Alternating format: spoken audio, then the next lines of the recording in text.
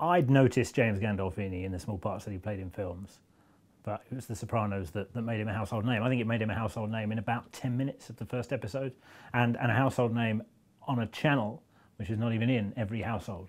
This is the impact that he made in that first episode where we see Tony Soprano living in seeming luxury. So he's obviously made some money somewhere. Clearly he's made it through nefarious means.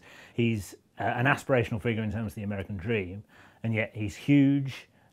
He has a panic attack in the first episode, and it happens when some ducks that are living in his swimming pool fly off. And it's the most amazing moment. In storytelling terms, it's brilliant. But Gandolfini just packs so much into what is a wordless scene. The ducks fly off. He's giggling and loving the fact that they're living in his pool. He's this simple pleasure in amongst this dark life that he leads, and the terrible secrets and the death that surround him. And he sees these ducks and he's getting so much pleasure from it, and they fly off. And in this sort of second, his expression, which is like these pebbles set into this huge beach of a face, they do so much. He can rearrange these pebbles in such a way that one minute it's pure, simple pleasure. The next minute he's got this existential, mortal terror comes over his face, and then it manifests itself physically and he collapses. In that moment, we knew Tony Soprano and James Gandolfini was the man.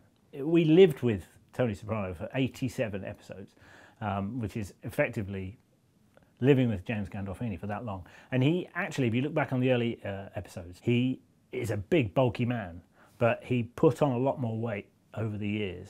And it's almost as if, obviously in real life, Gandolfini did, but the character was carrying around all the trouble in the world on his massive frame. James Gandolfini grew up in an Italian-American family, devoutly Roman Catholic, working class in New Jersey. So no surprise really that when he started getting interested in acting after being a bouncer in real life, that he took to playing mobsters and hitmen with ease, and he was cast in those roles regularly. In True Romance, the Tarantino scripted thriller, where he had a sort of horrible role beating up Patricia Arquette fairly notoriously, and in Get Shorty, where he also played a mobster alongside John Travolta. He very much benefited from the Tarantino effect.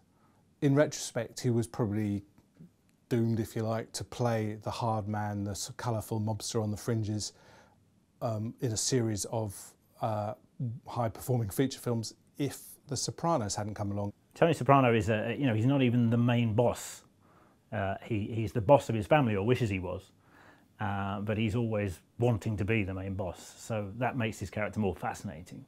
He's not in charge, but he wants to be, and he should be, and he feels that it's his right to be. And so he's carrying around an awful lot of complicated feelings, and Gandolfini gets those across, even though he seems like an inexpressive man. He has trouble expressing himself, and so often he expresses himself only with those great ham-like fists when he's beating the hell out of somebody, because that is his way of getting across what he thinks.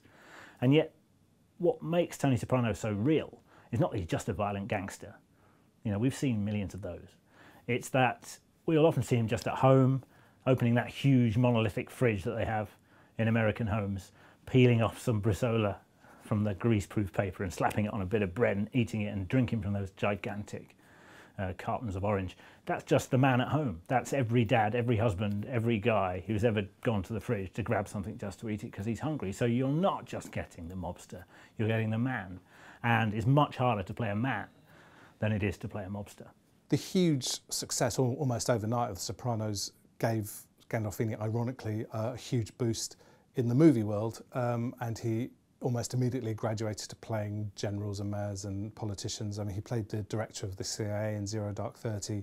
He played the mayor of New York in Taking Pelham 1, 2, 3. And I suppose most famously to British audiences, he played a general in Armando Iannucci's In the Loop, which is a sort of scabrous political satire. He also got to play sort of major dramatic roles for people like the Coen brothers. In The Man Who Wasn't There, he played this, it wasn't a gangster, but he was a very, very tough guy, store owner who has a sort of horrible death at the hands of Billy Bob Thornton. And his most recent big role, I suppose, was Killing Them Softly, where he played another hitman, sort of another very violent part, opposite Brad Pitt in the film that did very well at Cannes. He also did some other stuff that's probably less well known. He produced a couple of documentaries about the military and the psychological effects of warfare on US soldiers. Also produced a TV series about Ernest Hemingway, amazingly. So he obviously identified with the sort of very tough, violent people. The very fact that at the end, we don't know whether Tony Soprano lived or died. That's the brilliance of the ending. It just cuts to black. He may or may not be about to be shot by someone we don't know. He's in a diner. So we see his face and that's it. Cuts to black, silence. So we, as viewers, can imagine that Tony Soprano never died and that he will live forever because he seemed indestructible. He survived so much and so many other people died. His body bags filling up throughout the years. Family members, compatriots, and he survives and he will endure. But it feels wrong that James Gandolfini should also not live forever. There's so much kind of mythology built into Tony Soprano's final scene, whether it's his final scene in life or just the final scene in the show. And yet, we'd rather like to think that Gandolfini could also live forever. And he will. Because if there is a kind of marbled hall, a Valhalla of TV immortals, and there should be, then it would contain Homer Simpson and the Fonz and Hawkeye Pierce and Archie Bunker and all these great characters that lived for so long on American TV and that were seen around the world. And he's definitely up there with them. And yet he was in a show that's a cable show, HBO, not seen by everybody. And yet he's up there with the kind of network immortals, the network gods, which is all down to Gandolfini.